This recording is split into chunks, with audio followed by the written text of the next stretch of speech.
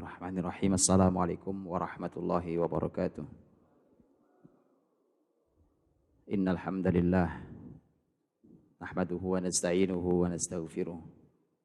Wa na'udzu billahi min syururi anfusina wa min sayyiati a'malina may yahdihillahu fala mudhillalah wa may yudlil falan tajida lahu waliyyan mursyida. Asyhadu an la ilaha illallah wahdahu la syarikalah wa asyhadu anna Muhammadan abduhu wa rasuluh. Allahumma salli wa sallim wa barik wa an'im ala sayyidina Muhammadin wa ala alihi wa sahbihi ajma'in. Ya ayyuhalladzina amanu taqullaha haqqa tuqatih wa la tamutunna illa wa antum muslimun. Allahumma anfa'na bima 'allamtana wa 'allimna ma yanfa'una wa zidna ilma. Rabbana taqabbal minna innaka antas samiul 'alim wa tub 'alaina innaka antat tawwabur rahim. Amma ba'd. Mukminin, mukminat, shaimin dan shaimat, hafizakumullah. Syukur pada Allah Subhanahu wa taala atas seluruh nikmat. Kita mengucap hamdalah. Yang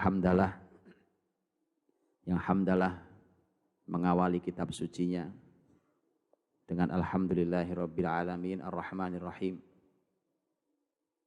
Dan hamdalah pun akan menjadi kalimat yang kelak diucapkan oleh para penghuni surga. Alhamdulillahilladzi adhaba 'annal hazan. Segala puji bagi Allah yang telah menghilangkan kesedihan dari kami. Karenanya kita dilatih untuk mengucap hamdalah apapun keadaan kita. Rasul sallallahu alaihi wasallam menyampaikan, kalau kalian sedang mendapat nikmat, ucapkan alhamdulillahilladzi bi ni'matihi tatimmus shalihat. Segala puji bagi Allah yang dengan nikmatnya sempurna semua kesolehan. Dan kalau kita mendapatkan musibah, maka kita mengucapkan alhamdulillah ala kulli hal. Tetap hamdalah, tetap memuji Allah apapun keadaan kita. Saudara dirahmati Allah Subhanahu wa taala, kita akan membahas surat Ad-Duha. Dan ini waktunya. Kita sekarang ada di dalam waktu yang suratnya akan kita bahas, yaitu waktu duha. Membahas surat Ad-Duha. Semoga hidup kita pun adalah hidup yang mendapatkan pancaran kebaikan waktu duha. Sebelumnya saya minta untuk dibacakan surat Ad-Duha. Berikut artinya. Saya persilakan.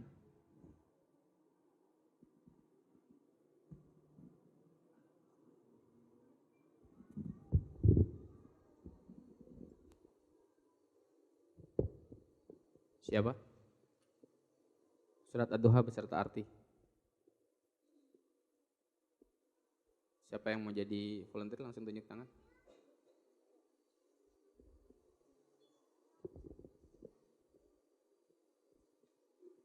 Oke.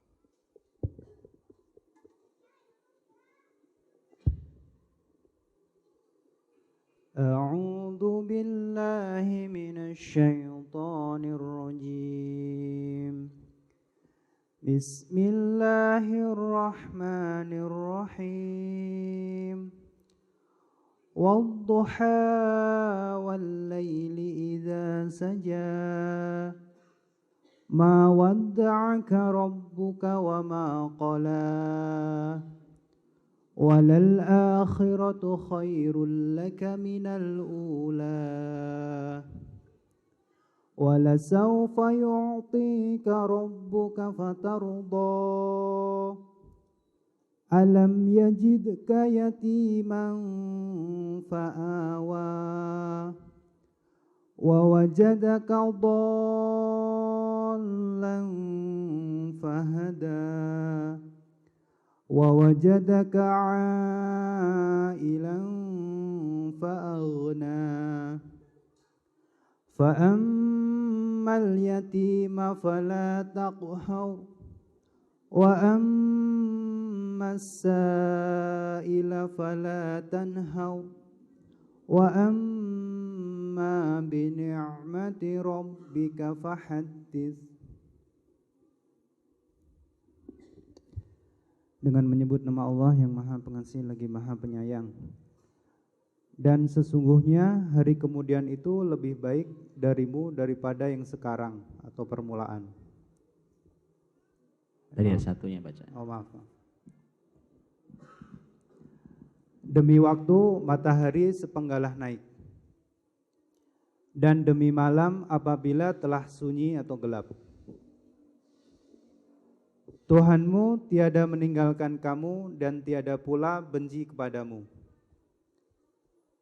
Dan sesungguhnya hari kemudian itu lebih baik bagimu daripada yang sekarang atau permulaan. Dan kelak Tuhanmu pasti memberikan karunia-Nya kepadamu, lalu hati kamu menjadi puas. Bukankah Dia mendapatimu sebagai seorang yatim, lalu Dia melindungimu? Dan Dia mendapatimu sebagai seorang yang bingung, lalu Dia memberikan petunjuk.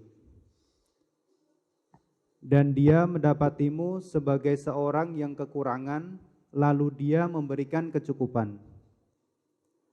Sebab itu, terhadap anak yatim janganlah kamu berlaku sewenang-wenang.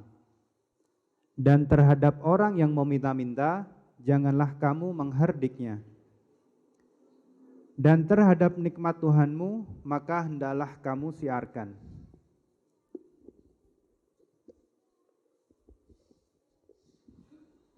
Jazakallah khair, barakallahu fikum.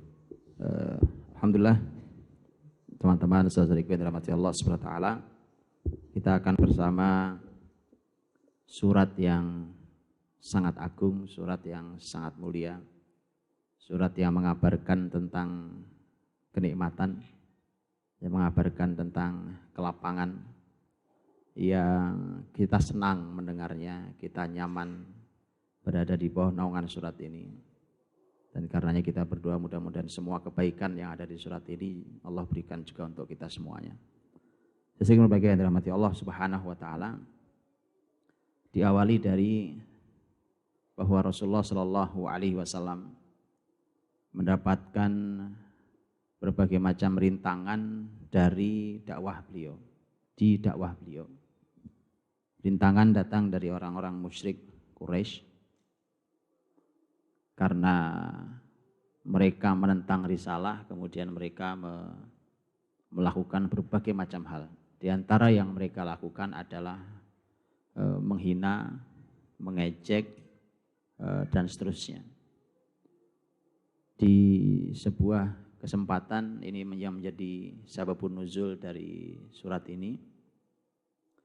Suatu hari Nabi di Mekah dan disebutkan Nabi Shallallahu alaihi wasallam beliau 1 atau 2 malam tidak bisa melaksanakan qiyamul lailnya karena sakit, dan kemudian orang-orang kafir Quraisy memanfaatkan keadaan itu dengan mengatakan bahwa sepertinya Muhammad, Tuhanmu sudah meninggalkanmu dan sudah memarahimu.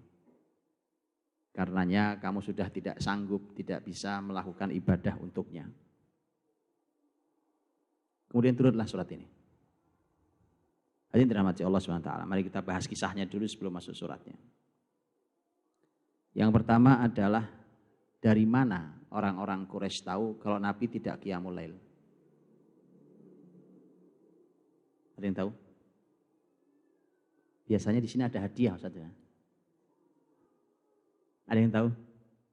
Dari mana Nabi Shallallahu alaihi wasallam, dari mana orang-orang Quraisy tahu kalau Nabi Muhammad tidak qiyamul lail? Hah? Kalau di rumah? Karena kadang Nabi di rumah. Betul, Ustaz.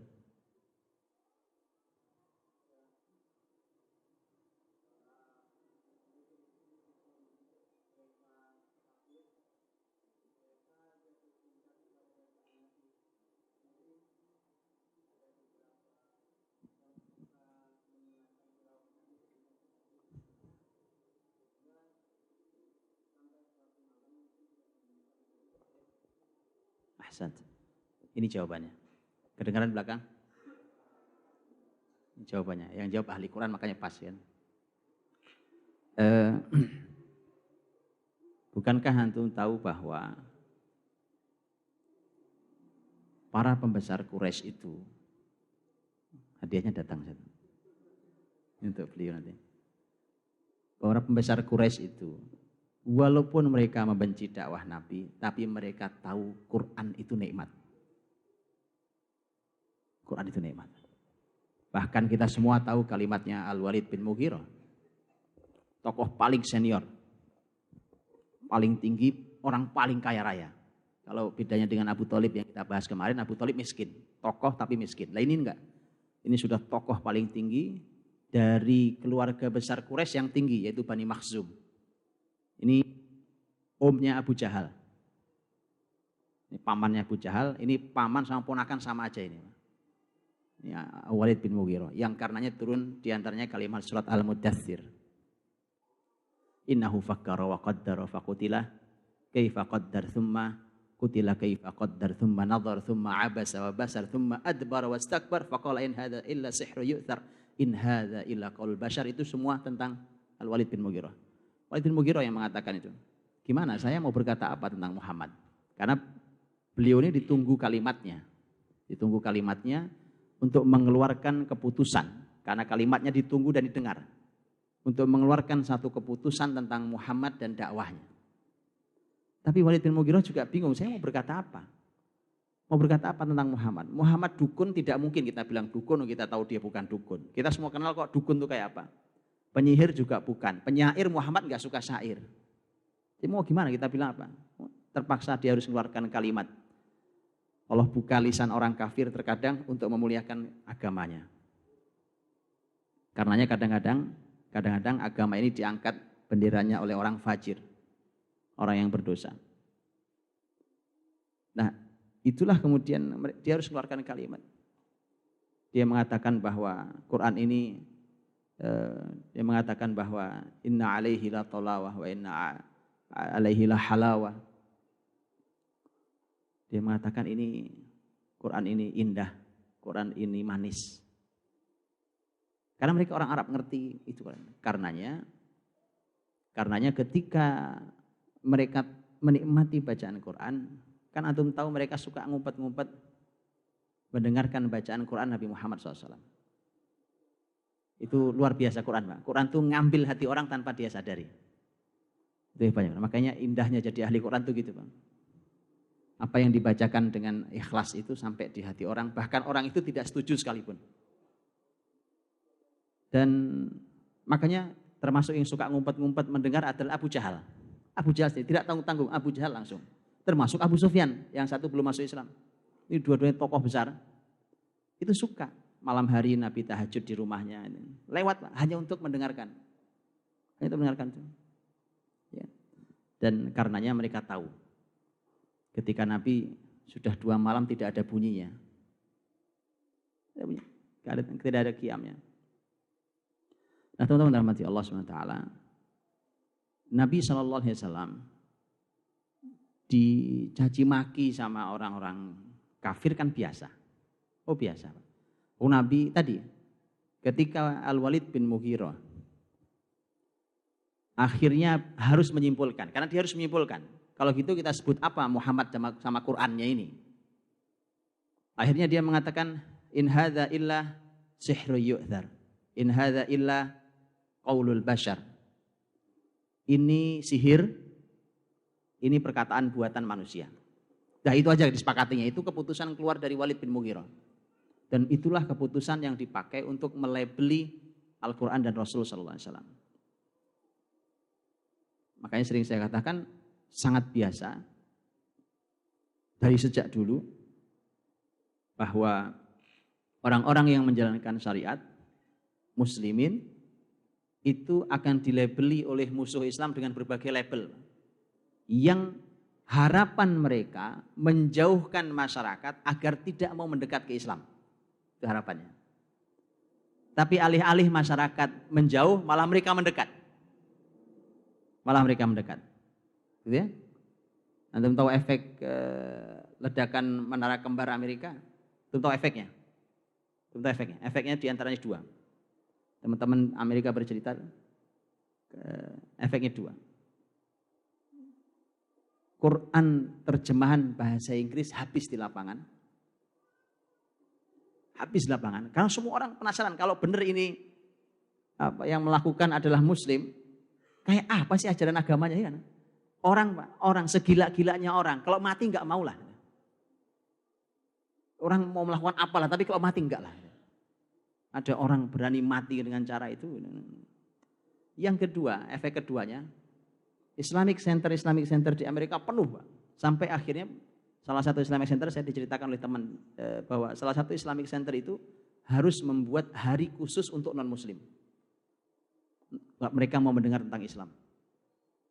Lalu lihat, jadi memang buruk efeknya, tetapi subhanallah, tidak semua rencana musuh itu buruk buat kita. Kelihatannya memang buruk, Pak.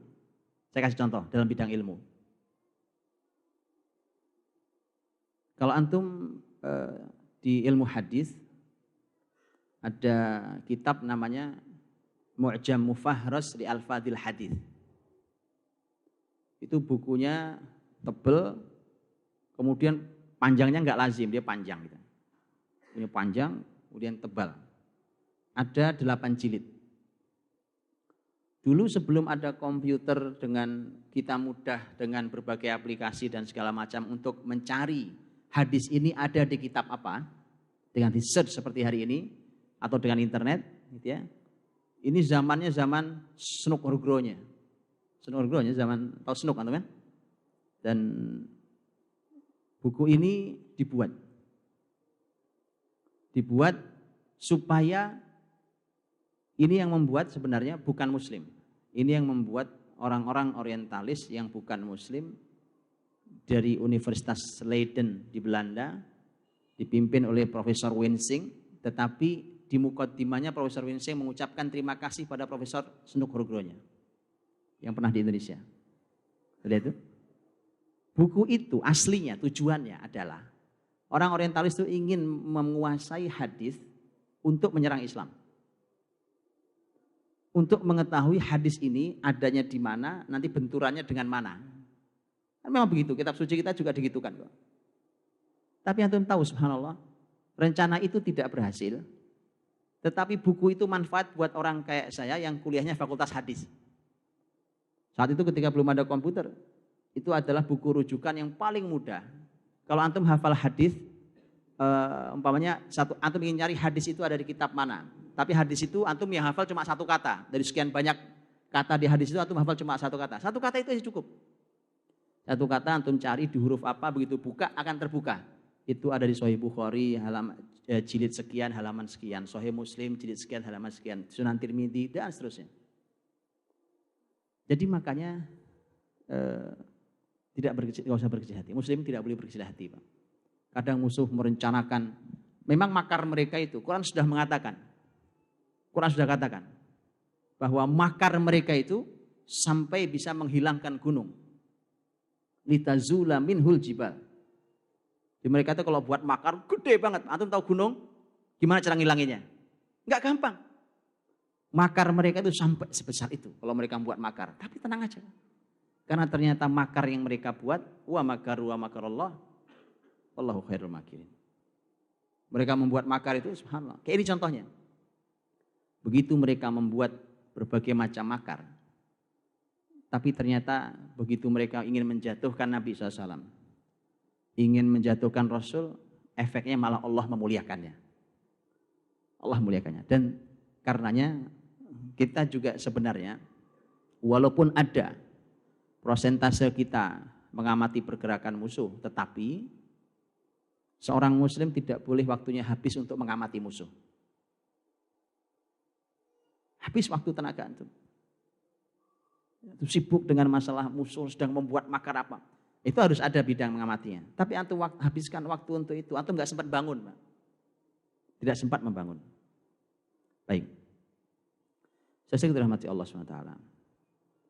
Jadi ketika Rasul SAW mendapatkan ejekan berbagai macam itu kan sudah biasa.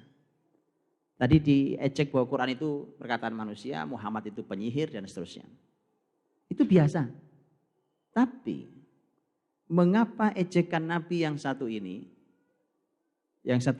mengapa ejekan Nabi yang menyebabkan turunnya surat Ad-Duha ini itu membuat Nabi sedih luar biasa. Kan diejek Nabi itu biasa. Kok begitu? Nabi lagi sholat. Ya, lagi sujud ditimpakan kepada beliau isi perut onta. Kayak apa jahatnya mereka. Sambil tertawa-tawa mereka letakkan isi perut onta. Nabi sholat ditaburi kepalanya dengan pasir. Nabi pulang ke rumah, Fatimah membersihkan kepala ayahnya sambil menangis. Kata Nabi, tak usah menangis anakku. Nabi biasa banget, Pak. Biasa, simpel begini, Pak. Jadi kalau antum ngambil hati untuk semua perlakuan musuh, antum nggak sempat bangun. Baik, jadi seperti Rasulullah SAW. Tapi ada yang menarik. Mengapa untuk yang satu ini, untuk ejekan yang satu ini, Muhammad, sepertinya Tuhanmu sudah meninggalkanmu dan sudah marah sama kamu. Makanya kamu nggak bisa qiyamul lail, toh? Ya. Kenapa Nabi sangat sedih? Padahal Nabi biasa diejek. Ada yang tahu? Betul, Sabrian. Wahyu terputus terus?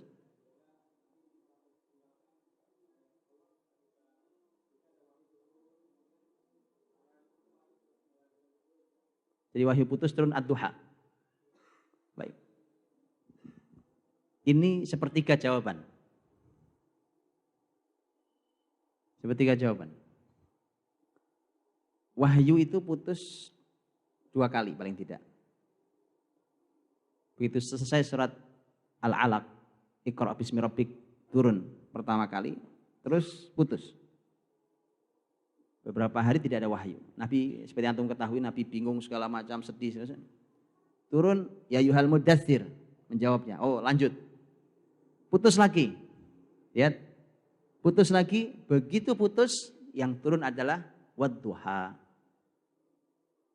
Wadduha turun. Saat tidak ada wahyu beberapa hari itu, maka kemudian pas dengan kalimat musuh itu, jadi jangan-jangan iya gitu. Memang sudah nggak ada wahyu di beberapa hari. Itu satu. Yang kedua, mengapa Nabi sangat sedih? Yang kedua, kalimat ini sampai juga di telinga para sahabat Nabi. Mereka-mereka yang sudah beriman, itu juga dengar kalimat ini. Ini sebenarnya, lihat, kalau Nabi sih tidak perlu dipertanyakan tentang imannya, tapi pengikutnya kan macam-macam. Ada yang baru, ada yang ini, jangan-jangan belum paham apa. Kekhawatiran itu luar biasa. Tentu beda iman, beda ketahanannya. Maka jangan-jangan kalimat-kalimat seperti ini itu akan mempengaruhi hati orang-orang awam itu. Kedua. Yang ketiga, dan ini yang terbesar. Kalau antum ingat peristiwa Taif, waktu Rasul Shallallahu Alaihi Wasallam dakwah jalan kaki naik gunung ke Taif 70 kilo. Berdua hanya bersama putra angkatnya Zaid bin Harithah radhiyallahu anhu. Sampai di Taif mengajarkan kebaikan, menyampaikan kebaikan, dilempari oleh masyarakat Taif. Laki, perempuan, anak kecil, orang tua, semua melempari. Nabi berdarah-darah. Perih, sakit karena berdarah dilempari. Tapi yang lebih perih lagi adalah hati beliau. Sampai beliau turun dari Taif, itu dilempari sambil berdarah-darah. Turun dari Taif dalam keadaan beliau tidak tahu jalan kemana. Ini orang sangat sedih, Pak. Orang kalau sangat sedih sampai tingkat itu. Nabi baru sadar ketika Nabi SAW ada di sebuah tempat namanya Qarnus Ta'alim. Di situ baru nanya ke Zaid, kita di mana ini? Sudah jalan beberapa mil turun. Kemudian disitulah teman-teman dirahmati Allah, kemudian datang malaikat yang menawarkan azab. Nabi mengatakan tidak. Kemudian Nabi berdoa. Doa Nabi panjang. Ini dicantumkan di dalam Sirah Nabawiyah, dan para ulama mengambil kisah ini walau secara sanad dhaif. Nabi berdoa, Allahumma inni ashku dha'fa quwwati wa qillata hilati wa hawani 'alan nas, dan seterusnya. Ya Allah, aku adukan kelemahanku ini. Aku adukan sedikitnya ilmuku ini. Terus kalimat Nabi sampai ujung kalimatnya Nabi di antara kalimat beliau mengatakan, illam taghdab fala ubali. Ya Allah, yang penting engkau tidak marah, aku tidak peduli dengan semua ini. Paham apa hubungannya dengan ad-duha? Apa? Karena kalimat mereka itu sesuatu yang paling Nabi takuti, yaitu kalau Allah marah. Aku luka-luka seperti ini di Taif, gak ada masalah. Tak ada masalah. Yang penting ini bukan bukti murkamu. Kalau ini cuma mereka yang iseng, gak ada artinya buat saya. Gak ada artinya. Illam taghdab fala ubali. Yang penting kau tidak murka ya Allah. Baik. Itulah kenapa kemudian Nabi khawatir sekali dengan kata marah. Tuhanmu meninggalkanmu dan sudah marah sama kamu. Makanya kemudian Allah jawab, wadduha wal laili idza saja ma wadda'aka rabbuka wa ma qala. Demi duha, demi malam jika menyelimuti, Rabbmu, Tuhanmu wahai Muhammad tidak meninggalkanmu dan tidak marah kepadamu. Langsung dijawab Allah. Karena permasalahan utamanya itu, sebelum ayat yang berikutnya lagi nanti. Itu yang paling penting dulu. Selesai Muhammad urusannya? Tidak ada. Tidak ada Rabbmu meninggalkanmu. Tidak ada Rabbmu marah padamu. Cukup sudah. Baik, Bapak Ibu dirahmati Allah. Allah Subhanahu wa taala memulai ayat ini dengan sumpah. Wadduha wal laili idza saja. Ini adalah sumpah, yang sumpah itu fungsinya untuk menguatkan.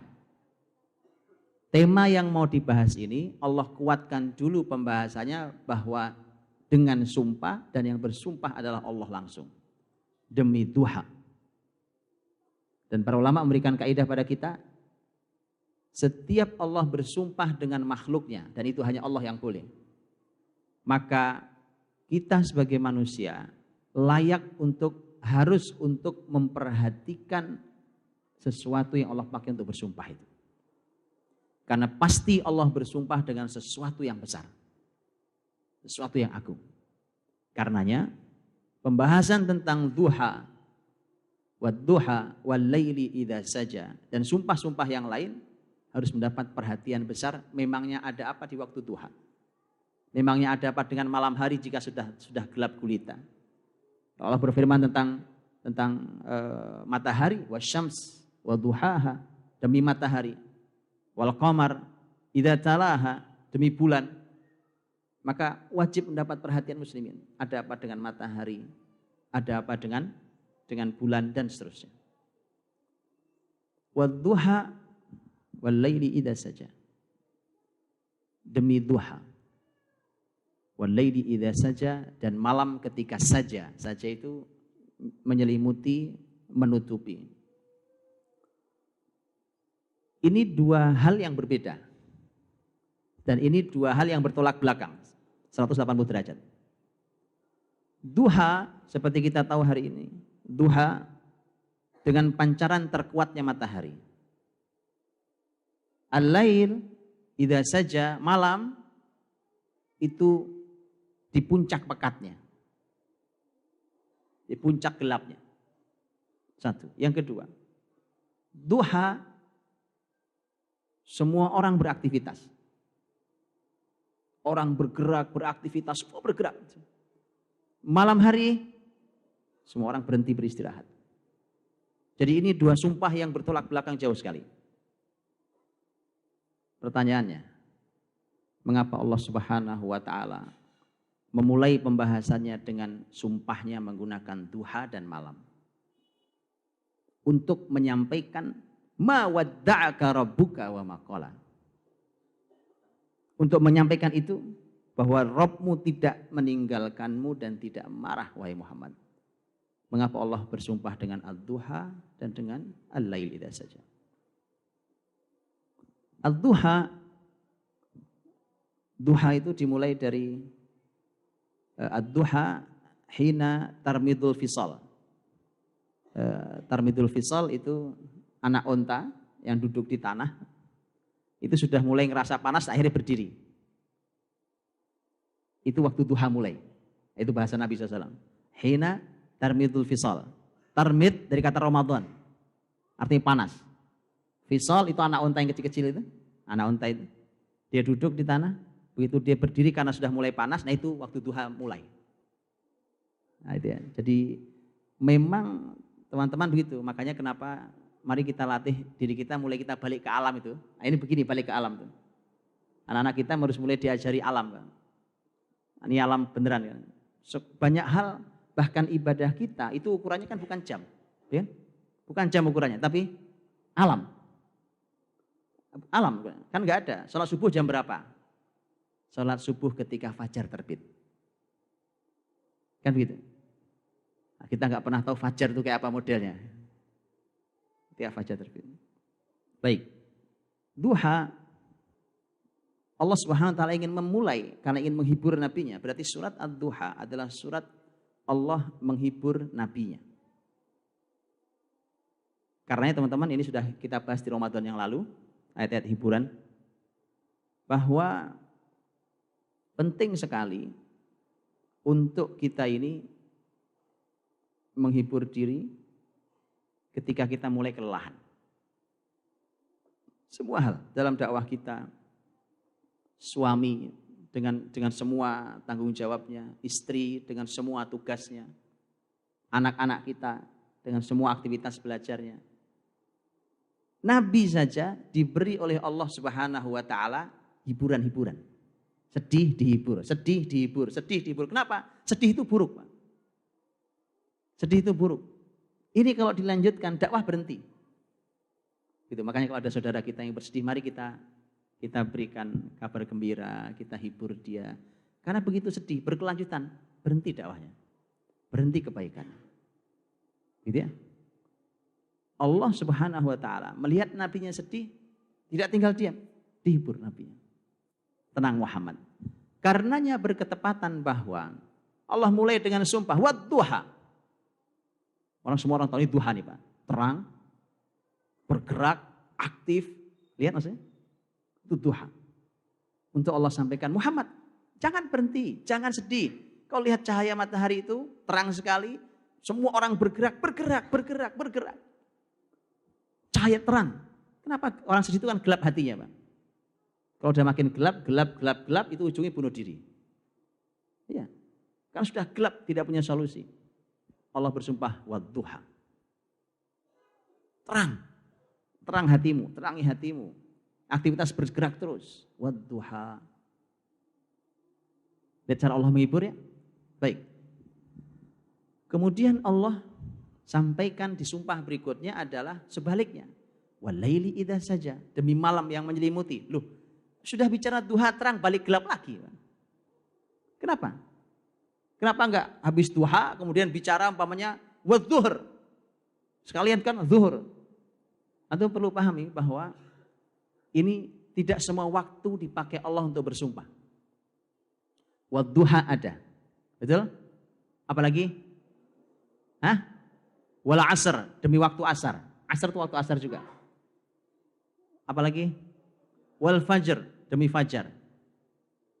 Apalagi?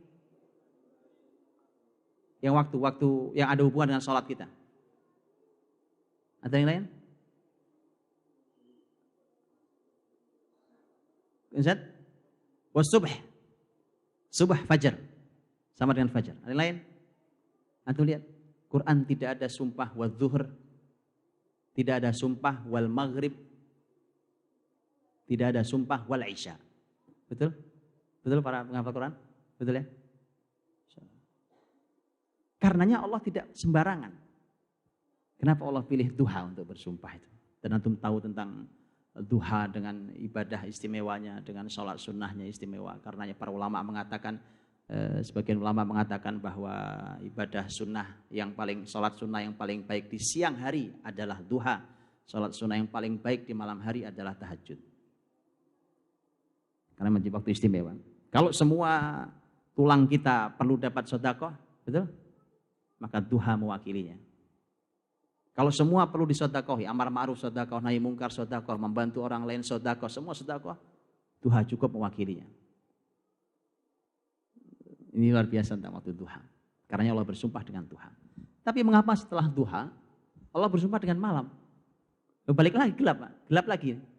Sudah gitu di kalimat oleh Allah dikasih kalimat idza saja. Saja tadi artinya menyelimuti, menutupi. Jadi ini adalah puncak sepinya malam. Walaili idza saja adalah puncak sepinya malam. Kapan puncak sepinya malam kira-kira? Kan apalagi sekarang ya, sekarang lebih mudah gampang terlihat dibanding zaman Nabi dulu. Zaman Nabi nggak ada lampu, nggak ada apa gitu ya. Sekarang lampu nyala di mana-mana, orang pada susah tidur malam hari. Dulu tidak ada, gelap sudah orang tidur. Tapi kapan puncaknya? Orang sudah tidak ada yang beraktivitas, sunyi, tidak beraktivitas. Kalau kita lihat di kesibukan keramaian kita, ya kan? Maghrib sudah malam, Isya sudah malam, tambah malam, tapi masih rame, kan?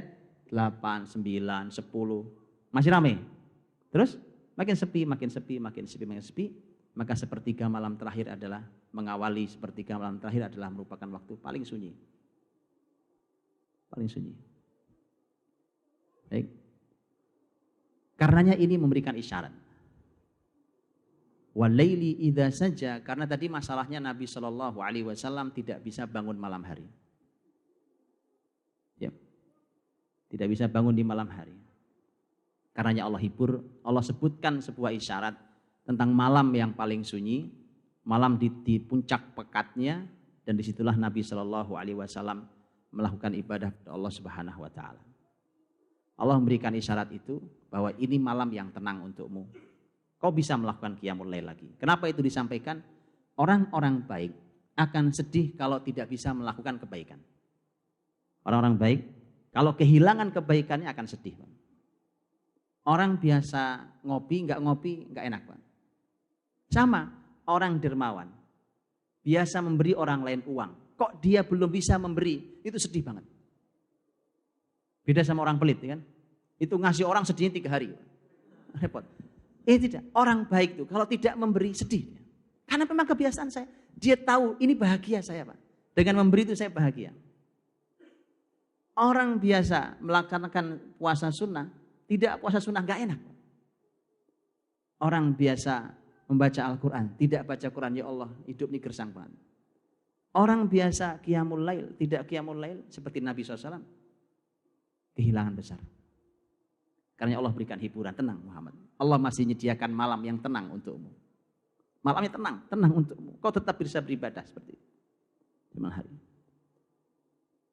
2 hal ini Allah sampaikan. Setelah Allah menghibur, membuka dengan ad-duha. Kemudian Allah memberikan sentuhan dengan menjaminkan bahwa malam itu tetap tenang untukmu beribadah. Maka kalau Nabi melihat lagi ke depan, maka akan berbunyi, walaupun malam ini pekat, malam ini gelap, tapi esok ada duha. Paham? Dan ini 2 hal yang bertolak belakang. Persis sama dengan apa yang sedang dibahas. Ya, siapa yang sedang dibahas? Yang sedang dibahas adalah orang musyrik Quraisy dan Rasul Muhammad yang sedang dihina. Ini adalah perbandingan antara terang dan gelap. Orang-orang musyrik Quraisy dengan semua kalimat itu gelap Muhammad. Gelap itu gak ada artinya. Yang terang adalah dirimu. Yang terang adalah dirimu. Wal duha. Wal laili idza saja. Sekaligus memberikan harapan. Mereka boleh mengirimkan kegelapan dengan ejekan, hinaan, segala macam. Tapi yakin esok ada duha. Esok masih ada duha yang menerangimu. Kau bisa beraktivitas kembali dengan semangat yang baru. Sekaligus Allah ingin menyampaikan. Begitu sampai duha, bergembiralah kamu. Begitu kau sampai malam hari, tidak usah bersedih. Malam hari saatnya kau mengistirahatkan dirimu, menenangkan jiwamu, menenangkan fisikmu dengan istirahat tidur. Kemudian kau bangun, kemudian kau tenangkan jiwamu dengan bermunajat pada Allah Subhanahu wa taala. Kemudian ini peristirahatan malam untuk mengambil tenaga penuh esok di duha beraktivitas dengan tenaga yang penuh. Dan begitulah orang beriman. Orang beriman berkisar antara duha dan al-laili idza saja. Saya dirahmati Allah Subhanahu wa taala, wal duha wal laili idza saja. Ini kan sebenarnya inti pembahasannya ayat setelahnya. Ma wadda'aka rabbuka wa ma qala. Begitu kan? Tuhanmu tidak meninggalkanmu, Tuhanmu tidak marah, Muhammad. Allah Maha Kuasa untuk langsung mengatakan Bismillahirrahmanirrahim. Ma wadda'aka rabbuka wa ma qala. Bisa atau enggak bisa? Allah Maha Kuasa. Tidak perlu buka pakai wadduha wal laili idza saja. Betul? Tapi itu indahnya Quran, Pak. Itu indahnya Quran.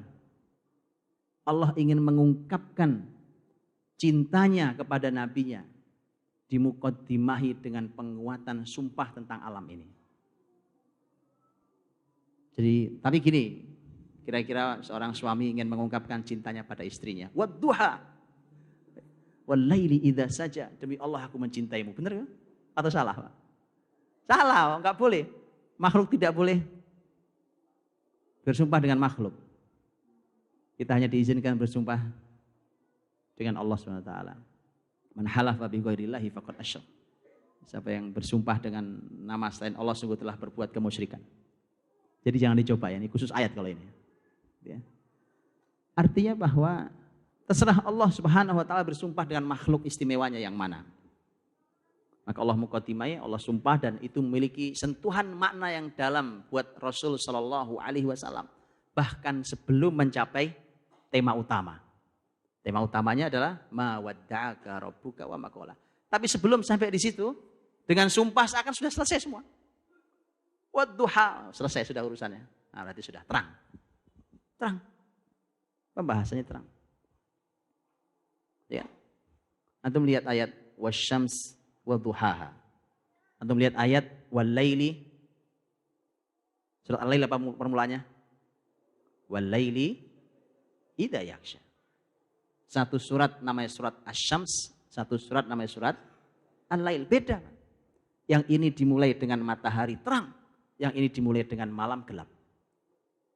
Beda. Permulaan beda, mesti ada yang berbeda kuat. Maka begitu dimulai dengan wadduha, dan itu adalah puncak pancaran matahari, dan puncak aktivitas orang. Puncak aktivitas itu waktu duha. Karena kalau sudah mulai zuhur, sudah mulai lemes, Pak. Asar apalagi. Ini puncak aktivitasnya. Jadi di puncak aktivitas, di puncak fisik, otak, semua sedang di puncak kesegarannya. Allah bersumpah dengan itu. Wadduha. Wadduha wal laili idza saja. Ma wadda'aka rabbuka wa ma qala. Kemudian pembahasan utamanya Allah keluarkan. Baru dengerin wadduha udah selesai kan. Wal laili idza saja balik nyamannya. Kemudian begitu sampai pada tema itu sudah hiburan semua isinya. Ma wadda'aka rabbuka wa ma qala. Rabbmu wahai Muhammad tidak mungkin wadda'ak. Wadda'ak itu meninggalkanmu. Wada'an, kata wada'an meninggalkanmu. Rabbmu tidak mungkin meninggalkanmu. Wa ma qala, kata qala itu artinya marah, murka. Allah tidak mungkin murka padamu. Bapak Ibu dirahmati Allah, seharusnya, ini seharusnya. Kalau bahasa Arab, menurut para ulama bahasa begini. Seharusnya ayat ini kalau bahasa Arab bunyinya ma wadda'aka rabbuka wa ma qalaka. Begitu harusnya bunyinya. Ka itu artinya kamu. Ma wadda'aka rabbuka, Rabbmu tidak mungkin meninggalkanmu. Wa ma qalaka, dan tidak mungkin memarahimu. Gitu, Pak. Tapi mengapa ka yang artinya kamu wahai Muhammad hilang di belakang? Begitu, Pak. Ahli Quran itu huruf hilang aja dicari, Pak. Kemana nih hurufnya? Karena Allah tidak menghilangkan huruf, tidak menambahi huruf, kecuali ada makna besar mukjizat agung di baliknya. Para ulama menyampaikan. Lihat Pak. Ini kan ayat hiburan. Bukan ayat kemarahan. Ini kan ayat yang menenteramkan Nabi. Bukan ayat membuat Nabi gundah. Karena ini ayat ketentraman. Ayat yang menyamankan. Ayat hiburan. Maka Allah Subhanahu wa ta'ala ingin menghibur nabinya sampai pada masalah bahasa. Ma wadda'aka rabbuka. Tuhanmu tidak mungkin meninggalkanmu. Allah ingin menunjukkan cintanya. Betapa aku sangat cinta padamu wahai Muhammad. Allah menunjukkan cinta agungnya, cinta mulianya diberikan kepada nabinya.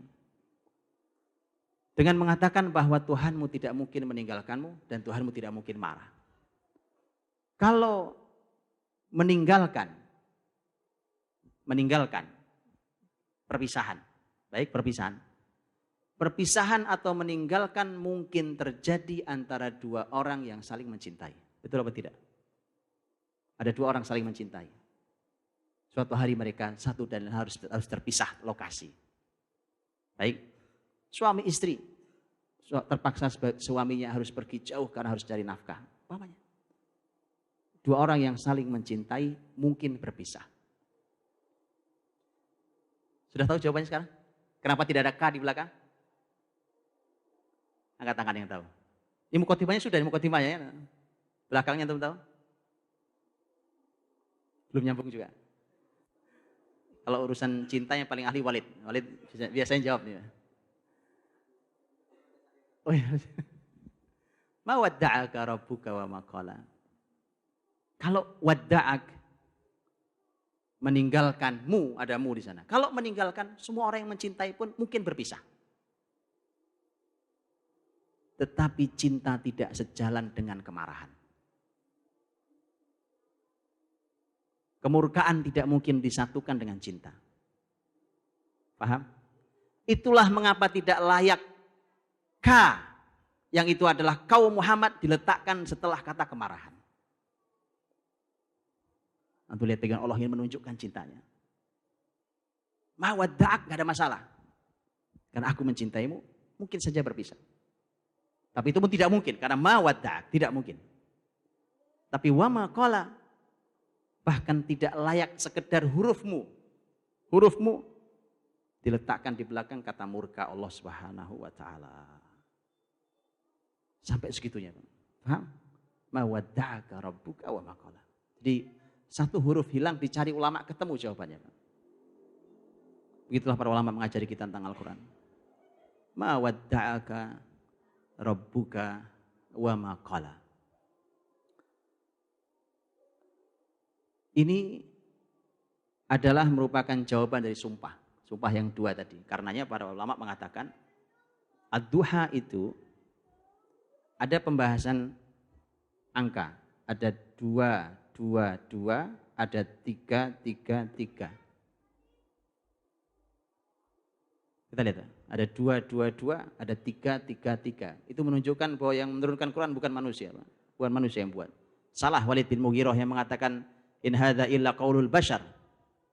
Ini perkataan manusia. Sangat rapi. Ini mustahil dilakukan oleh manusia. Dan ini terjadi di keseluruhan Al-Quran Al-Karim. Dengan susunan yang sangat rapi. Yang tidak pernah dibayangkan oleh manusia. Wadduha 1.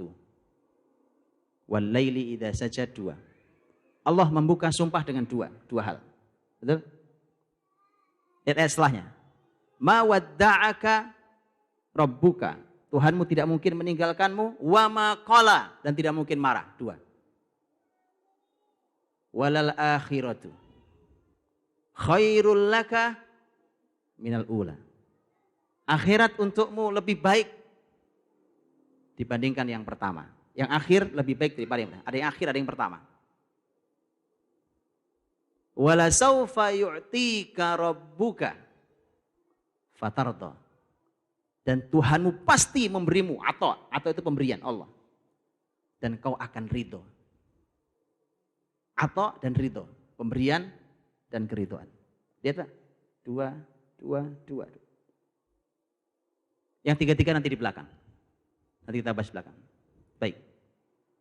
Ma wadda'aka rabbuka wa ma qala. Jadi untuk membayangkan surat ini gini, teman-teman, kalau bahas Quran, para ulama selalu mengatakan pahami Pahami, kalau mau paham dalam, pahami muqtadus surah. Muqtadus surah. Muqtadus surah itu artinya surat ini tema besarnya apa sih? Suasana besarnya apa? Pahami itu. Karena surat punya itu. Surat Quran itu setiap surat punya itu. Pahami itu. Kalau antum pahami itu, antum akan paham mengapa begini cara Allah berfirman, mengapa isinya begini, mengapa ini, itu semua akan kembali kepada tema besar suasana surat itu. Nah, tema besar suasana surat ini adalah hiburan untuk nabinya. Menghibur nabinya. Antum bayangkan itu sehingga semua akan balik ke sana. Paham ya? Ma wadda'aka rabbuka wa ma qala, Rabbmu tidak mungkin meninggalkanmu wahai Muhammad. Wa ma qala, Rabbmu tidak mungkin marah kepadamu. Kalau ayat berhenti di sini sudah cukup. Kan sudah selesai temanya. Tapi karena ini Allah ingin menunjukkan kasihnya, kasih sayangnya yang terus bertambah dari hari ke hari, dari waktu ke waktu. Ayat dilanjutkan oleh Allah. Ma wadda'aka rabbuka wa ma qala walal akhiratu khairul laka minal ula. Apa artinya? Kalau di terjemahan Indonesianya apa? Sungguh yang kemudian. Al-akhirah itu yang akhir. Akhirah bisa bermakna akhirat nanti. Berarti terjemahannya menjadi akhirat lebih baik daripada dunia. Dan itu benar. Wal akhiratu bisa diterjemahkan sebagai yang kemudian. Lebih baik daripada yang pertama. Ini maknanya besar buat kita, pelajaran mahal buat kita. Allah sampaikan pada nabinya Muhammad. Tidak usah sedih. Karena urusanmu yang belakangan lebih baik daripada yang pertama. Apa artinya? Berarti kau makin baik, makin baik, makin baik, makin baik. Ketika Iqra bismi rabbik turun, kemudian terjadi fatrah wahyu, putus wahyu, kemudian datang Al-Mudaththir, Allah naikkan derajatnya. Datang Al-Mudaththir, Allah naikkan. Putus lagi nanti, kemudian Allah munculkan, Allah turunkan Ad-Duha, naik lagi derajatnya. Jadi Allah ingin naikkan dari waktu ke waktu. Kalau antum perhatikan seluruh kehidupan Nabi Shallallahu Alaihi Wasallam, semua sejalan dengan ayat ini, bahwa yang akhir lebih baik dari yang pertama. Bisa begitu? Ya, mari kita lihat. Ketika Rasul Shallallahu Alaihi Wasallam baru memulai dakwahnya, dengan pendukung yang masih sedikit, dengan keadaan yang lemah, bahkan kemudian mendapatkan berbagai macam intimidasi Quraisy segala macam, tapi makin hari, makin kuat, makin banyak yang masuk Islam, bukan hanya budak, bahkan orang-orang besar masuk Islam. Awalnya Mekah baik, tapi akhirnya Mekah lebih baik. Mekah itu awal, Madinah itu kemudian, dan Madinah lebih baik daripada Mekah. Termasuk kotanya. Karena Rasul Shallallahu Alaihi Wasallam yang berdoa pada Allah Subhanahu Wa Taala. Nabi Shallallahu Alaihi Wasallam berkata, Ya Allah, sesungguhnya Ibrahim adalah hambamu dan nabimu. Aku juga hambamu dan nabimu. Ya, doa Nabi SAW dibandingkan dirinya dengan ayahnya, dengan Ibrahim. Ibrahim adalah nabi, hambamu, aku juga nabi dan hambamu. Ibrahim sudah pernah meminta agar Mekah menjadi tanah suci, tanah haram. Maka aku minta Madinah menjadi tanah haram. Bahkan Nabi minta berikutnya. Allahumma ja'al barakatal Madinah dhi'fai Makkah. Ya Allah, jadikan keberkahan Madinah 2 kali lipat keberkahan Mekah. Ya kan? Wal akhiratu khairul laka minal ula. Yang akhir lebih baik daripada yang pertama. Madinah, kotanya keberkahannya 2 kali dibandingkan Mekah. Kalau masjidnya, iya, masjidnya 100.000 di Mekah dan 1.000 di Madinah. Kotanya kota yang keberkahannya 2 kali keberkahan kota Mekah. Awal Madinah baik. Tapi akhir Madinah lebih baik. Tahun 1 Hijriah bandingkan dengan tahun 11 Hijriah Rasul wafat. Ketika di awal Madinah, di antara surat yang pertama turun di Madinah adalah surat Al-Baqarah. Teman-teman tahu isi surat Al-Baqarah kan? Apa isinya kira-kira? Rata-rata apa? Rata-rata apa isinya? Rata-rata isinya hukum. Ada sebagian kisah, tapi bicara hukum, sangat banyak soal Al-Baqarah. Baik, baru mulai. Perjuangan, hukum diterapkan, ditegakkan, begitu seterusnya. Akhir Madinah, di antara yang turun suratnya di akhir adalah idza jaa nasrullahi wal fath. Sudah datang kemenangan. Di depan perjuangan, di belakang Allah katakan, sudah datang kemenanganmu wahai Muhammad. Pertolongan juga sudah datang. Apa hasil dari pertolongan dan kemenangan? Wa ra'aitan nasa yadkhuluna fi dinillahi afwaja. Itu adalah puncak kemenangan. Jadi teman-teman, kalau membuat program apapun, lembaga apapun, atau mau membuat partai apapun, membuat negara mana kan, itu target terbesarnya manusia dapat hidayah. Puncak dari prestasi kita seharusnya adalah manusia beramai-ramai mendapat hidayah. Itu baru berhasil namanya.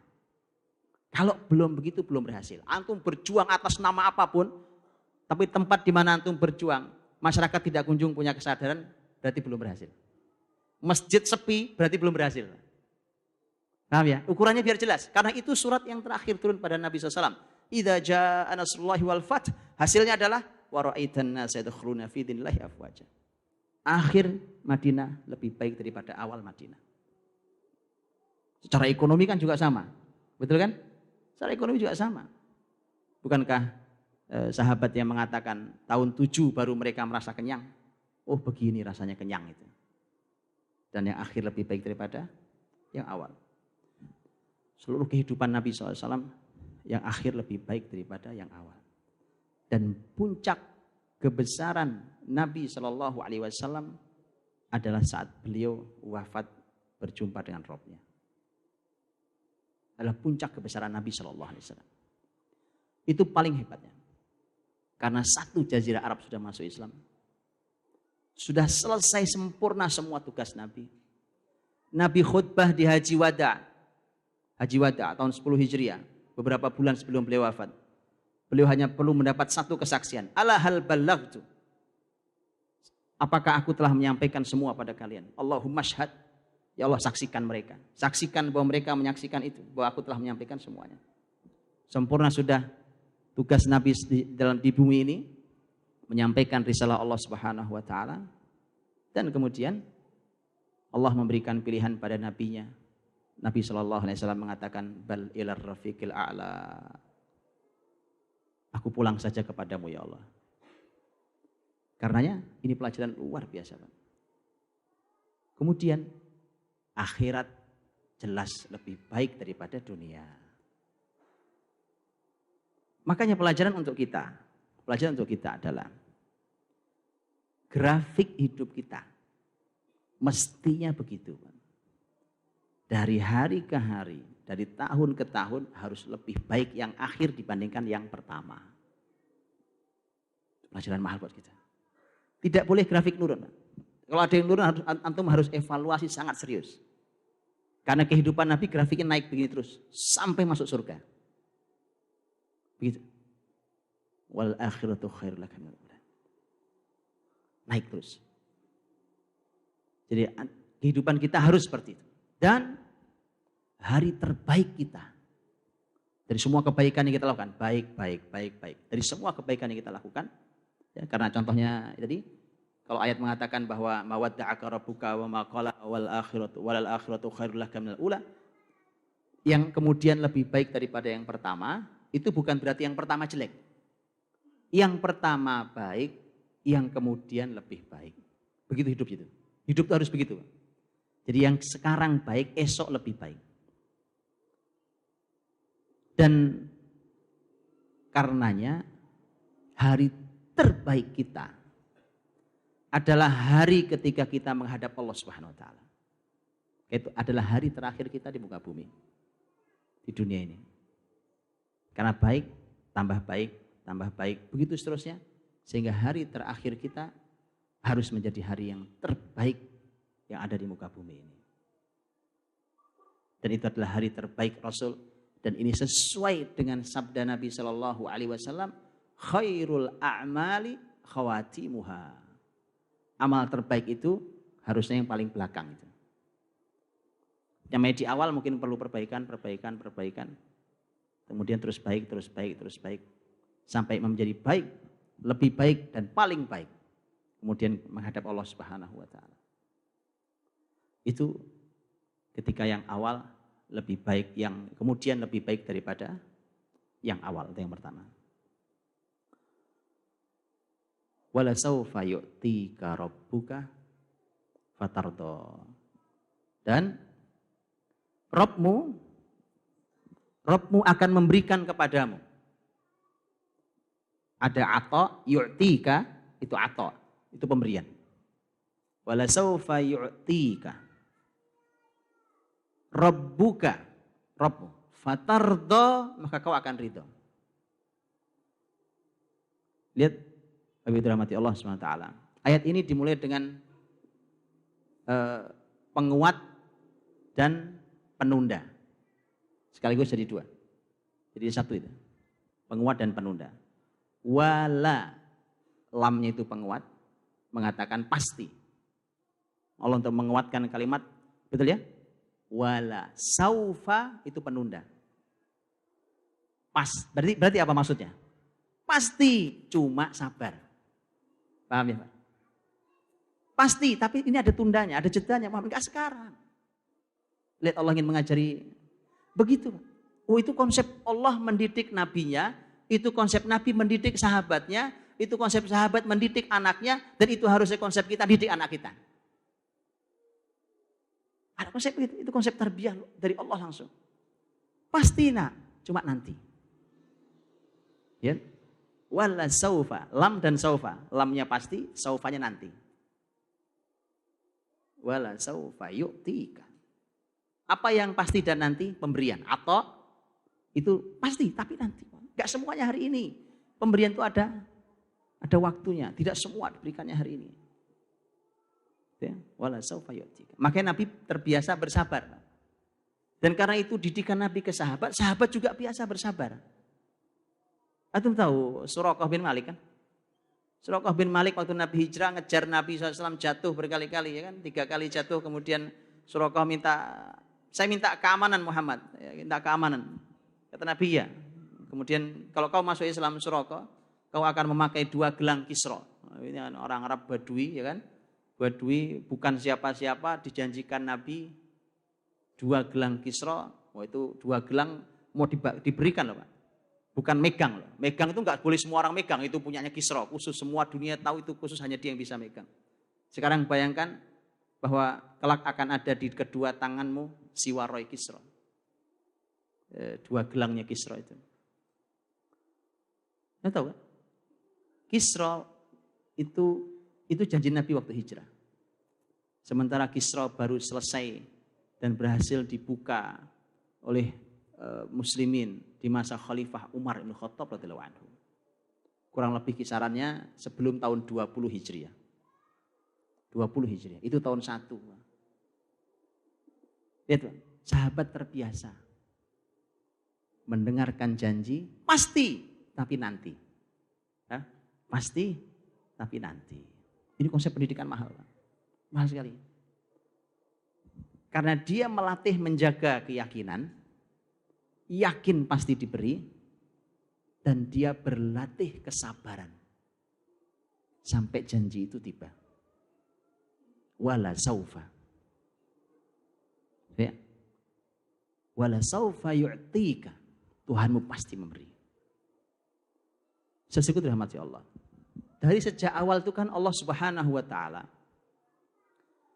sesungguhnya ingin menunjukkan cintanya. Betul ya? Ingin menunjukkan cinta Allah pada nabinya. Aku begitu mencintai Muhammad. Allah menunjukkan Allah Rabbul Alamin menunjukkan cintanya pada makhluk terbaik Rasulullah Muhammad SAW. Karenanya kaidahnya begitu, Pak. Kan di depan bicara cinta. Ma wadda'aka rabbuka wa ma qala, itu cinta, semua cinta. Walal akhiratu khairul laka minal ula, dan seterusnya. Wala sawfa yu'tika rabbuka, ketika Rabbmu memberi, itu terbukti, Pak. Ketika Allah mencintai, pasti Allah memberi. Lamnya lam tauhid tadi kan. Kalau Allah mencintai, pasti kalian diberi Allah. Makanya yang paling penting adalah tentang bagaimana caranya supaya dicintai Allah. Semua jalan menuju mahabbatullah, menuju Allah mencintai kita, itu sangat penting. Karena kalau sudah Allah cinta, jangankan cuma harta yang sepele, bumi ini Allah serahkan padamu. Allah serahkan padamu. Jadi mengejar cinta Allah Subhanahu wa ta'ala. Wala sawfa yu'tik. Karenanya ada ungkapan bahwa mungkin saja seseorang memberi tanpa mencintai. Tapi mustahil mencintai tanpa memberi. Gitu? Kita mungkin aja ngasih orang, tapi sebenarnya tidak ada cintanya. Tapi kita ngasih aja. Itu mungkin antum memberi tanpa mencintai. Tapi kalau orang cinta, mustahil tidak memberi. Dia pasti akan ingin menghadiahi yang terbaik. Ya, jadi begitu. Makanya saya sering katakan, ibu-ibu tidak usah khawatir kalau tidak salah pilih suami. Kalau suami ibu mencintai, pasti ibu mendapatkan banyak sekali pemberian. Sebagaimana para suami, asal nggak salah pilih istri, Pak. Iya, Pak. Istri Anda akan memberikan segalanya untuk Anda. Begitu. Ya, wala sawfa yu'tika. Itu bukti bahwa Allah Subhanahu wa ta'ala karena Allah mencintai, Allah memberi. Mari kita kejar cinta Allah Subhanahu wa ta'ala. Apa yang oleh Nabi disebut ini Allah suka, ini Allah cinta. Kita kejar, Pak. Kita kejar. Kita lakukan. Karena kalau kita sudah dapat cintanya, kita akan mendapatkan pemberiannya. Namanya memberi. Pernah, Pak ya? Ada orang umpamanya minta ke kita, Pak minta tolong bantuan, saya perlu ini, itu. Kita bantu. Begitu dibantu komentar, ya Pak sedikit amat. Karena kadang-kadang pemberian itu tidak membuat kita ridho. Tapi Allah memberikan jaminan, Muhammad, aku beri kau sampai kau ridho. Subhanallah, itu puncak kebahagiaan, Pak. Aku beri kau sampai kau ridho. Kebayang, Pak, sampai ridho itu, Pak? Tahu kebayang? Memberi sampai ridho itu kayak Allah ngasih surga. Antum tahu kan hadis sahih tentang orang yang terakhir masuk ke surga? Orang yang terakhir masuk surga, ya? Tahu kisahnya? Ya, singkatnya begini. Hadisnya panjang. Orang terakhir masuk surga itu sudah gosong-gosong di neraka karena iman diangkat lagi, kemudian dilarutkan di sungai kehidupan, Nahrul Hayah. Kemudian setelah itu oleh Allah dari jauh diperlihatkan surga, Pak. Bukan surga, diperlihatkan pohon. Maka dia minta, ya Allah aku pengen neduh di pohon itu. Pohon itu indah, saya meneduh. Kata Allah silahkan, diizinkan untuk neduh di pohon itu. Belum, surganya belum kelihatan. Begitu neduh, Allah ciptakan pohon, Allah hadirkan pohon di depannya jauh. Pohon jauh lebih rindang, jauh lebih indah, jauh lebih baik. Minta lagi, ya Allah boleh minta lagi. Padahal Allah sudah janji, nggak minta lagi ya. Itu dijanji padahal. Wahai manusia, ya kan? Nggak minta lagi, ya nggak minta lagi. Begitu ngelihat ini manusia, Pak, Bu, ya kan? Manusia itu sampai akhirat begitu, nggak ada puasnya, ya kan? Lihat, karena dia belum masuk surga. Lihat, karena dia belum merasakan surga. Ini baru pohon manusia itu tidak akan ada puasnya sampai dia masuk surga nanti. Lihat pohon depan indah, ya Allah pindah depan. Tadi janji, ini aja ya Allah, ya kan? Satu lagi, kan? Begitu pindah, diciptakan lagi yang lebih baik oleh Allah di depan, ya kan? Janji tadi, ya tapi ini minta pindah lagi, pindah sampai diperlihatkan surga oleh Allah SWT. Belum masuk, Pak. Begitu diperlihatkan surga, ya Allah minta masuk surga saya.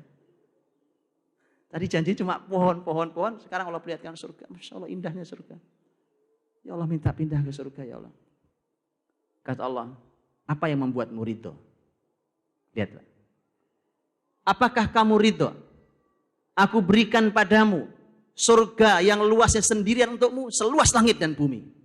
Allah Akbar. Itu orang paling terakhir masuk surga Pak. Ridhokah kamu? Aku beri. Lihat Pak, ridho itu sampai nggak percaya. Nah, Pak, lihat paham ya? Diberi orang sampai nggak percaya. Kebayang nggak Pak? Kebayang nggak? Saya ibaratkan di kita hari ini. Saya datang ke Anda Pak. Saya itu terdesak oleh kebutuhan, saya cuma perlu 100 juta. Tapi itu udah nggak mungkin saya penuhi. Terdesak, saya datang, Pak, saya mau, aduh itu kalimat diatur, susah banget ngatur kalimatnya sudah ya kan. Akhirnya diberi. Baik,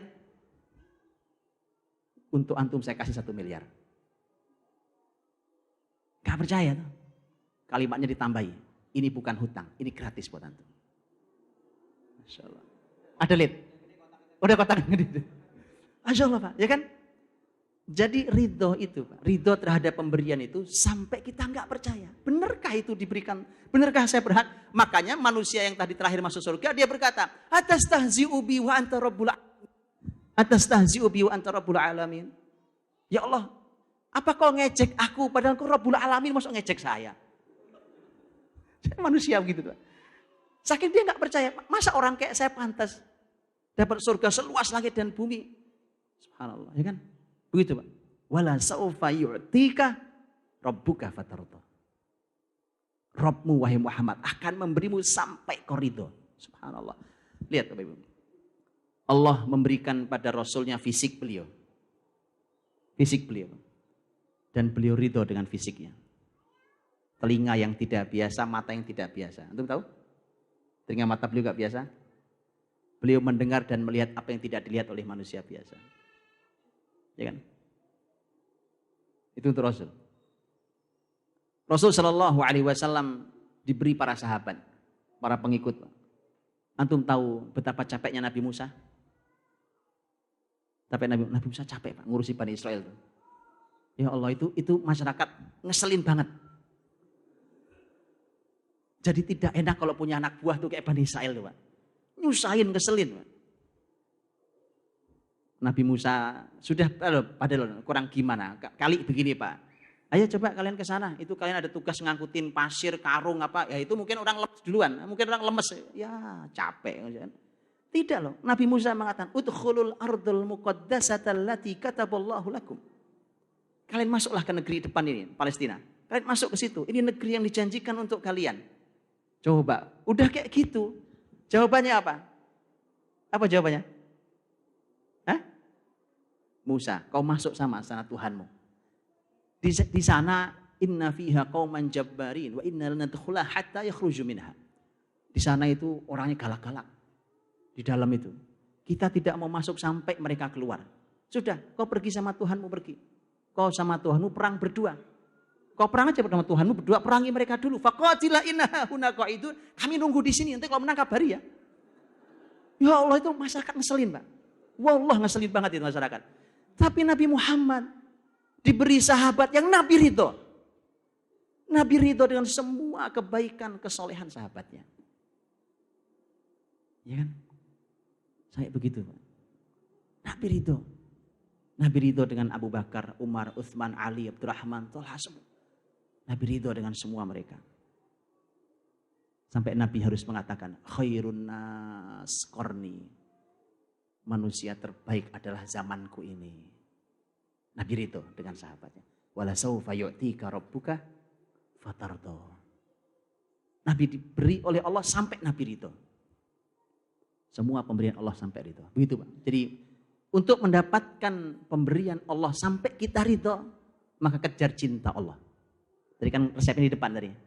Ma wadda'aka rabbuka wa ma qala adalah resepnya. Mari Pak. Apa saja yang membuat Allah cinta, kita lakukan. Kalau Allah sudah cinta, pasti Allah memberi. Dan kalau Allah memberi, sampai kalian ridho. Wala sawfa yu'tika rabbuka fatarda. Habis waktunya, Ustaz Uci? Oh baik. Masih ada ayat-ayat yang belakang. Ini surat Ad-Duha ini sebenarnya dibagi 3 Pak. Isinya sebenarnya dibagi 3.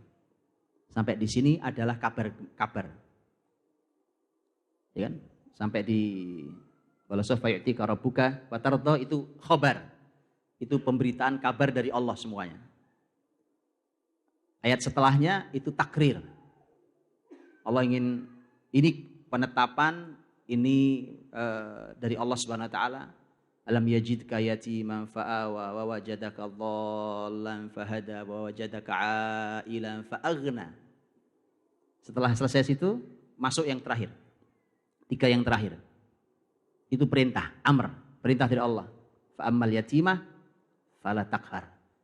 Wa ammas sa'ila fala tanhar. Wa amma bi ni'mati rabbika fahaddits. Panjang banget ini ayatnya. Ya kan? Nggak ada waktunya, 5 menit lagi. Saya tutup dengan susunan saja. Susunan ayat-ayat ini, nanti Bapak Ibu silakan dipelajarinya. Ini yang saya sebut dengan 3 tadi itu Pak. Tadi kan 2 ini sekarang masuk 3. Tadi 3 isinya. Ad-duha dibagi 3. 1, 2, 3. Baik. Setelah itu setelah wala sawfa yu'tika rabbuka fatarda, antum melihat mushaf antum itu semua 3. Alam yajidka yatiman fa'awa wa wajadaka dhallan fahada wa wajadaka 'ailan fa'aghna. 3. Ini temanya 1. Bukankah Allah jumpai kamu yatim, Allah lindungi. Allah jumpai kamu dalam kesalahan, Allah berikan petunjuk. Allah jumpai kamu dalam keadaan kekurangan, maka Allah berikan kecukupan untukmu. 3. Setelah 3 masuk 3, betul? Masuk 3. Masuk 3 di sana. Ya. Setelah tentang orang-orang di depan juga ada 3 tadi Pak. Sebelum masuk yang 3, ini sebenarnya 3 yang kedua. Yang pertama juga 3 sebenarnya. Yang depan juga, karena di sana ada setelah sumpah wa duha wal laili saja. Ma wadda'aka rabbuka wa ma qala wal akhiratu khairul laka minal ula wala sawfa yu'tika rabbuka fatarda. 3 juga. 3 poin besar.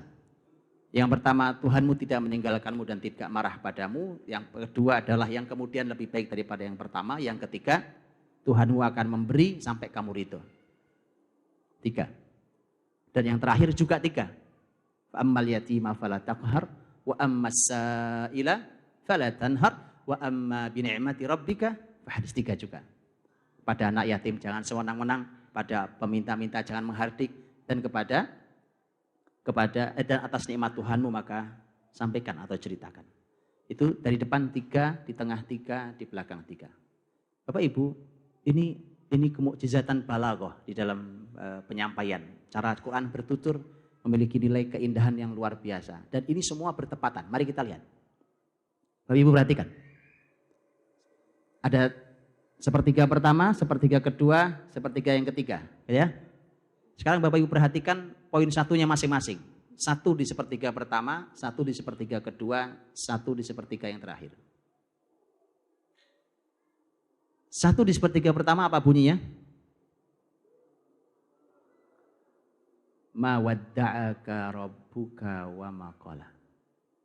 Itu berketepatan dengan alam yajidka yatiman fa'awa, dan itu berketepatan sesuai dengan fa'ammal yatima fala taqhar. Paham ya? Itu komposisinya, susunannya. Apa maksudnya? Allah berkata, Rabbmu Muhammad tidak meninggalkanmu, tidak marah kepadamu. Bukankah Allah menjumpaimu yatim, dulu Allah yang melindungi. Makanya kalau sama anak yatim, tolong jangan sewenang-wenang. Nanti kan? Lihat yang kedua. Lihat yang kedua. Apa yang kedua? Walal akhiratu khairul laka minal ula. Terus? Wa wajadaka dhallan fahada. Ammas sa'ila fala tanhar. Agak susah ini. Yang ini agak susah. Apa hubungannya? Yang kemudian lebih baik daripada yang pertama. Bukankah dia Allah menjumpaimu dalam keadaan tersesat, dalam keadaan salah? Kata tersesat di sini ulama bahas panjang lebar, tapi kesimpulan gampangnya bukan tersesat, tetapi dalam makna beliau tahu bahwa masyarakatnya salah, tapi beliau tidak tahu bagaimana memperbaikinya. Itu dhalan. Bukan beliau tersesat, dulu orang rusak, bukan. Beliau orang baik dari sejak dulu. Paham ya? Itu kesimpulannya dari pembahasan panjang lebar di tafsir. Baik, saya ulangi. Yang pertama tadi apa? Yang pertama bukan dan yang kemudian lebih baik daripada yang pertama. Ya. Kemudian bukankah Allah menjumpaimu dalam keadaan salah kemudian Allah berikan petunjuk kepadamu? Adapun orang yang meminta jangan dihardik. Kayak enggak nyambung tuh. Lihat, Pak. Tidak nyambung karena kita kurang paham maknanya. Lihat. Yang pertama Allah katakan yang kemudian lebih baik daripada yang pertama. Ini kaidah umum tadi sudah katakan. Bahwa keadaanmu Muhammad sebelum mendapatkan wahyu itu baik. Tapi jauh lebih baik ketika kau sudah tahu solusi membenahi masyarakatmu dengan wahyu itu. Karenanya, kalau ada orang meminta, kau jangan menghardiknya. Apa hubungannya meminta dengan sebelumnya kan kalimatnya kesesatan dan petunjuk. Karena ternyata Bapak Ibu dirahmati Allah, kata sa'il yang artinya meminta, itu ternyata meminta itu ada dua. Meminta harta dan meminta petunjuk. Antum lihat kisah Abdullah bin Umi Maktum yang gara-gara peristiwa itu turun surat Abasa. Ya. Datang Abdullah bin Umi Maktum menyela pembicaraan Nabi karena beliau buta, beliau tidak bisa melihat. Kemudian mengatakan, ya Rasulullah bacakan untukku ayat. Itu meminta. Minta petunjuk. Karena kau sudah diberi petunjuk, wahai Muhammad, oleh Allah. Maka ini orang datang minta petunjuk jangan dihardik. Gitu. Walaupun sah juga secara makna. Kalau ada orang minta uang, minta harta, minta kebutuhannya jangan dihardik. Pengemis jangan dihardik. Itu yang kedua. Yang terakhir yang ketiga. Apa yang ketiga? Wala saufa yu'tika rabbuka fatarda wa wajadaka 'ailan fa aghna wa amma bi ni'mati rabbika fahaddits. Tuhanmu pasti akan memberikan kepadamu nikmat sampai kau ridho. Bukankah Allah dulu menjumpaimu dalam keadaan kekurangan, kemudian Allah berikan kecukupan? Maka dari itu, kalau kau dapat nikmat, ceritakan nikmat itu. Ini lebih nyambung, lebih mudah dipahami. Sampai waktu habis. Tulisannya waktu habis. Baik, Bapak Ibu dirahmati Allah. Jadi itu, adapun nanti antum silah ini seluruh sirah nabawiyah terkandung di ayat ini, surat ini. Gitu ya. Tentang bukankah dulu yatim Allah lindungi kamu. Ya, awalnya yatim. Seluruh dari mulai dilahirkan sampai beliau wafat semua perlindungan Allah.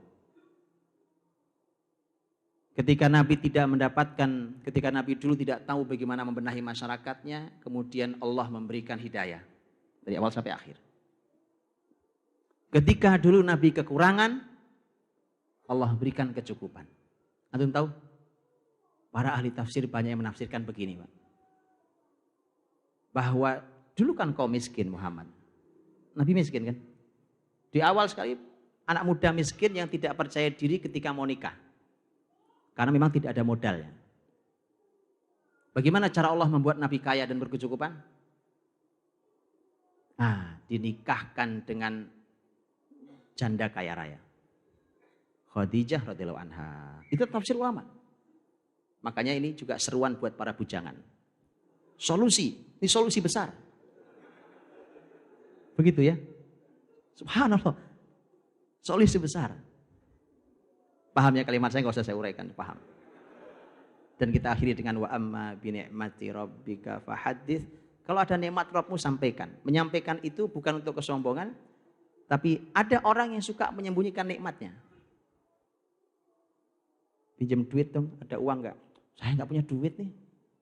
Padahal subhanallah kemarin baru dapat bonus dia. Antum lihat, kenikmatan tidak mau dia sampaikan. Karena kalau kenikmatan dia sampaikan, dia mesti berbagi pada orang lain. Maka sampaikan agar kau bisa berbagi Dan Allah selalu mengatakan dalam konsep ayat seperti surah Al-Qasas 77, wa ahsin kama ahsanallahu ilaik. Berbuat baiklah sebagaimana Allah sudah berbuat baik padamu. Jadi Muhammad, kalau Allah sudah memberimu sampai kau ridho, kalau ada nikmat ya Allah tolong diberikan ke orang lain. Siapa?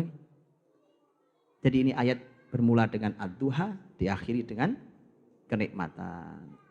Mudah-mudahan hidup kita bercahaya seperti ad-duha dan semuanya kenikmatan seperti akhir surat ini. Wallahu ta'ala bishawab. Assalamualaikum warahmatullahi wabarakatuh. Masya Allah. Tabarakallah Ustaz Budi. Hari demi hari kita bisa merasakan rasanya Quran semakin dekat di hati kita Bapak Ibu semua. Saya belum memberikan pengumuman apa-apa karena ini sebagai pola respon yang pengen kita pahami dalam kajian kita hari ini. Yaitu salah satunya adalah membuka ruang pertanyaan tetapi tidak banyak-banyak karena waktunya sangat terbatas sekali.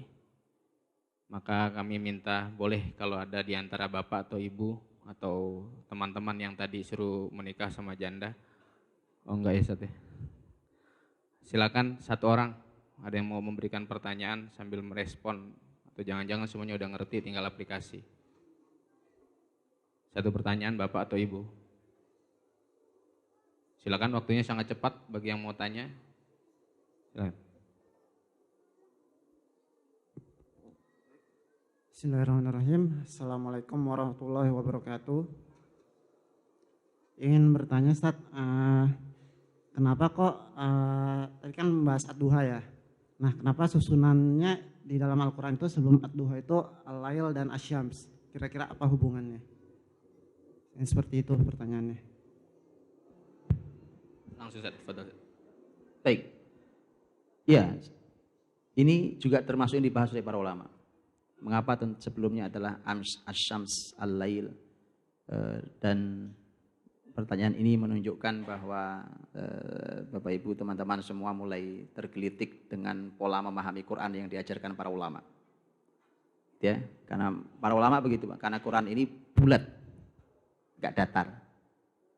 Ya, bulat itu artinya nyambung yang depan dan yang belakang. Jadi Al-Fatihah yang depan itu nyambung dengan An-Nas yang belakang, enggak datar gini, Pak, tapi bulat. Ada hubungan kuat antara Al-Fatihah dan An-Nas, apalagi dengan surat-surat sebelumnya. Dan para ulama menulis banyak sekali, menulis buku-buku yang berbicara tentang ilmu munasabah, hubungan keterkaitan antara surat ini dengan surat sebelumnya, dengan surat setelahnya dan seterusnya.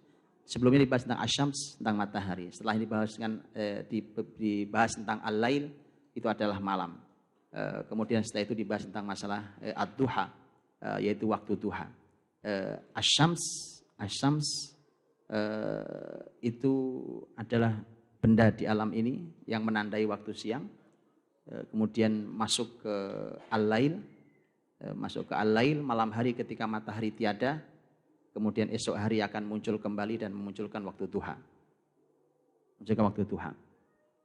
Dan ini sebenarnya adalah pergiliran siang dan malam yang merupakan kekuasaan Allah Subhanahu wa taala, di mana dipergilirkannya malam dan siang, di mana matahari adalah benda, malam dan duha adalah merupakan hasil dari benda itu.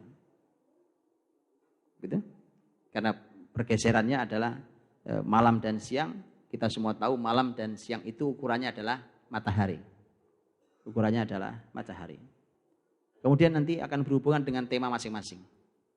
Tema yang ada di asyams berhubungan dengan al-lail, tema al-lail berhubungan dengan tema ad-duha, tema ad-duha akan berhubungan dengan surat yang akan dibahas oleh Ustaz Herfi sebentar lagi. Ya, kita akan berhubungan dengan sangat erat tentang masalah temanya yang ada di masing-masing surat itu. Saya kira itu, wallahu ta'ala bishawab.